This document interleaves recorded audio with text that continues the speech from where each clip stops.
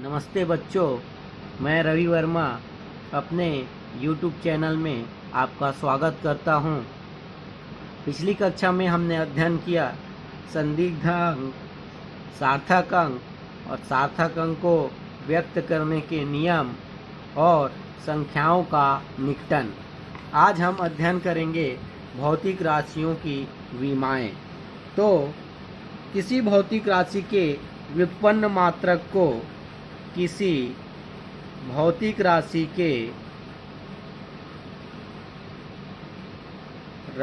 के व्युत्पन्न मात्रकों को मूल मात्रकों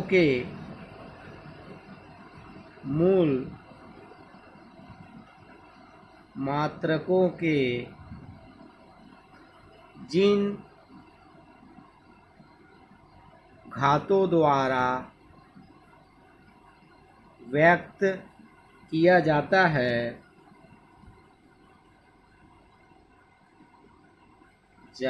है उनको उन घातांकों को या उनको उस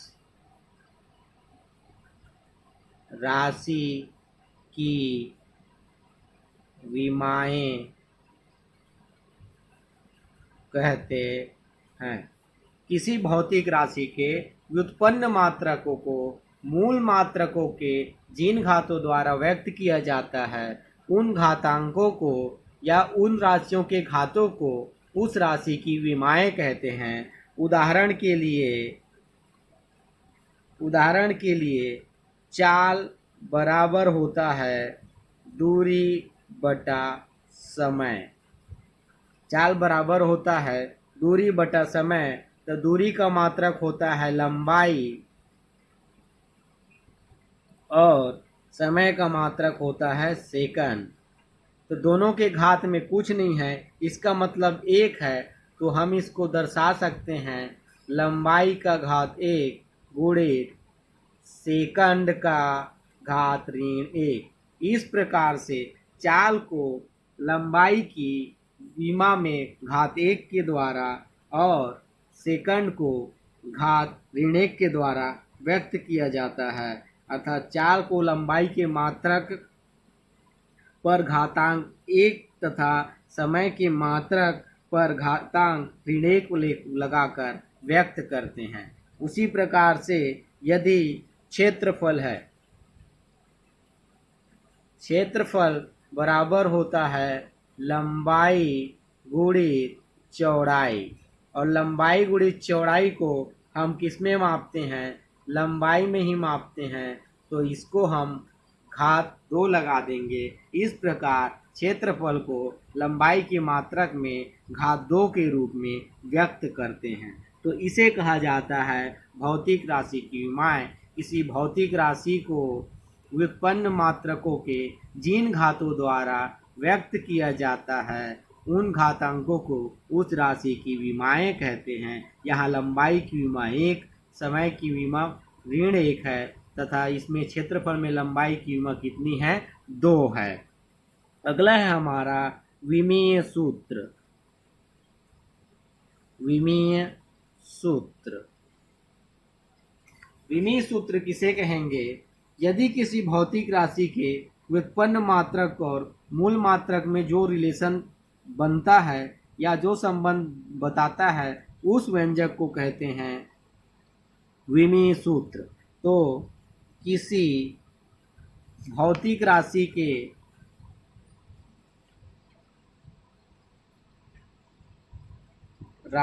के व्युत्पन्न मात्रक और मूल मात्रकों में संबंध बताने वाले सूत्र को विमीय सूत्र कहते हैं। किसी भौतिक राशि के व्युत्पन्न मात्रक और मूल मात्रक में जो संबंध प्रदर्शित करता है उस सूत्र को कहते हैं हम विमीय सूत्र। और विमीय सूत्र को हम प्रदर्शित करने के लिए इसे प्रदर्शित करने के लिए बड़े कोष्ठक का उपयोग करते हैं।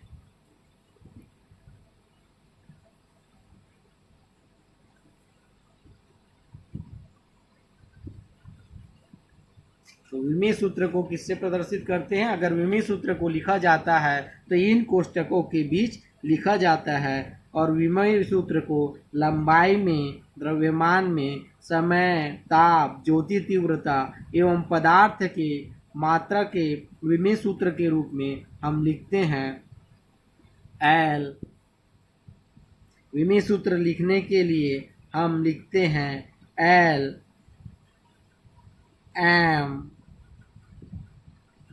टी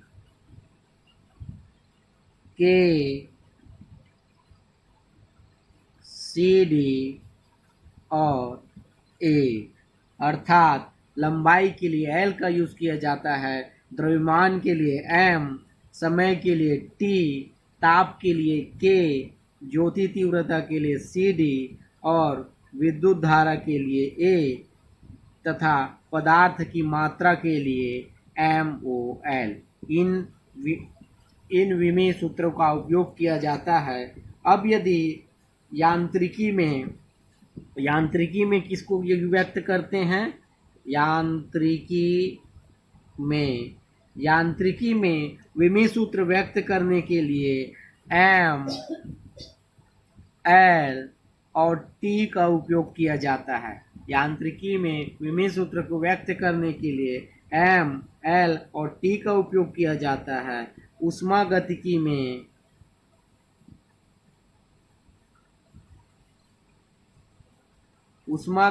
में इसका उपयोग किया जाता है एम, एल, टी और के का उपयोग किया जाता है। तथा विद्युत एवं चुंबकत्व में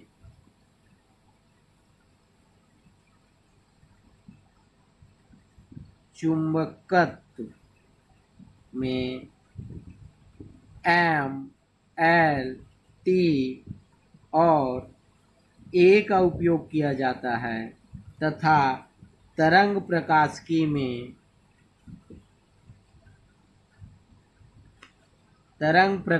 में उपयोग किया जाता है एम, एल, टी और सी डी का। तो अगर यांत्रिकी में हम विमीय सूत्र निकालते हैं तो इन पदों में व्यक्त करेंगे एम, एल और टी में। ऊष्मागतिकी में एम, एल, टी और के पदों में।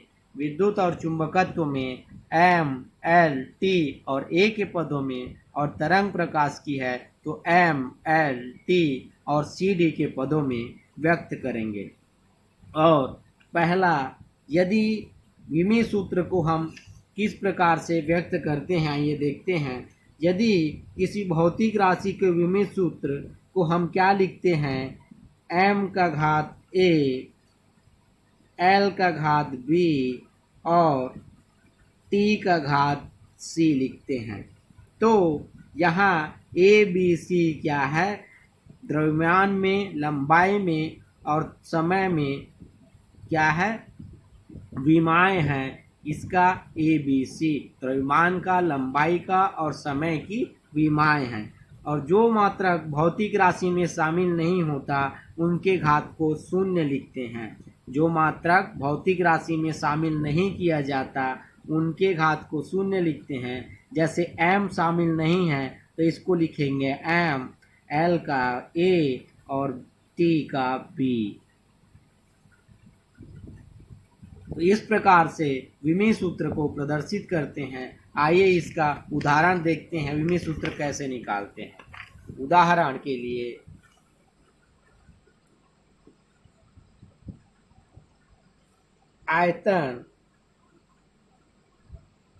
आयतन बराबर होता है लंबाई गुणित चौड़ाई गुणित ऊंचाई। लंबाई गुणित चौड़ाई गुणित ऊंचाई। आयतन को इस प्रकार से व्यक्त करते हैं, अर्थात लंबाई चौड़ाई ऊंचाई को सभी को लंबाई से मापा जाता है, अर्थात ये हो गया लंबाई का घात 3। इसलिए आयतन का विमीय सूत्र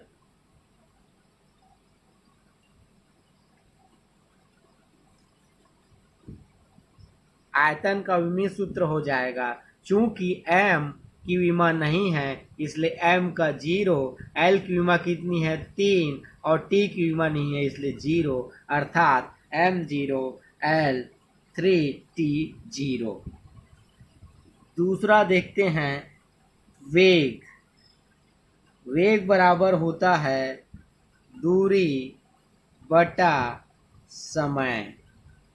दूरी बटा समय अर्थात दूरी का लंबाई का घात 1 गुणित सेकंड। समय को सेकंड से प्रदर्शित करते हैं घात ऋण 1, तो ये हो जाएगा L मल्टीप्लाई T। तो इसको हम लिखते हैं m0 L T -1। तो ये वेग का विमीय सूत्र, ये हो गया वेग का विमीय सूत्र। उसी प्रकार से और एग्जाम्पल देखते हैं। यदि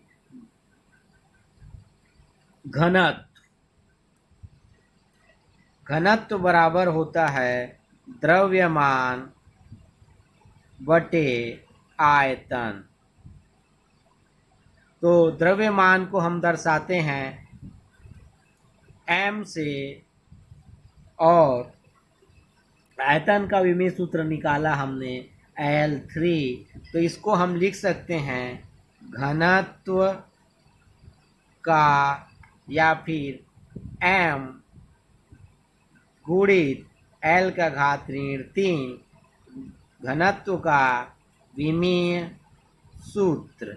तो घनत्व का विमीय सूत्र होगा m L -3 और t का 0। ये है द्रव्यमान का विमीय सूत्र। इसी प्रकार से हम अगला बल का भी निकाल सकते हैं। बल बराबर होता है द्रव्यमान गुणित त्वरण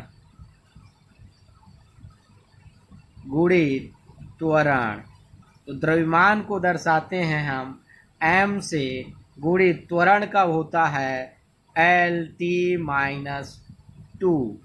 तो इसलिए बल का विमीय सूत्र हो जाएगा MLT -2। बल का विमीय सूत्र हो जाएगा MLT -2। इस प्रकार से हम विमीय सूत्र की गणना करते हैं या विमीय सूत्र का मान निकालते हैं। विमीय समीकरण। अगला टॉपिक है हमारा विमीय समीकरण। विमीय समीकरण तो किसी भौतिक राशि को उसके विमीय सूत्र से किसी भौतिक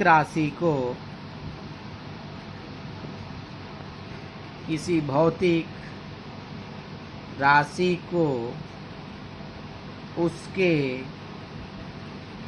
विमीय सूत्र से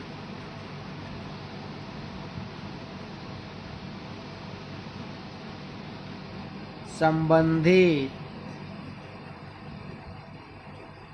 करने वाले समीकरण को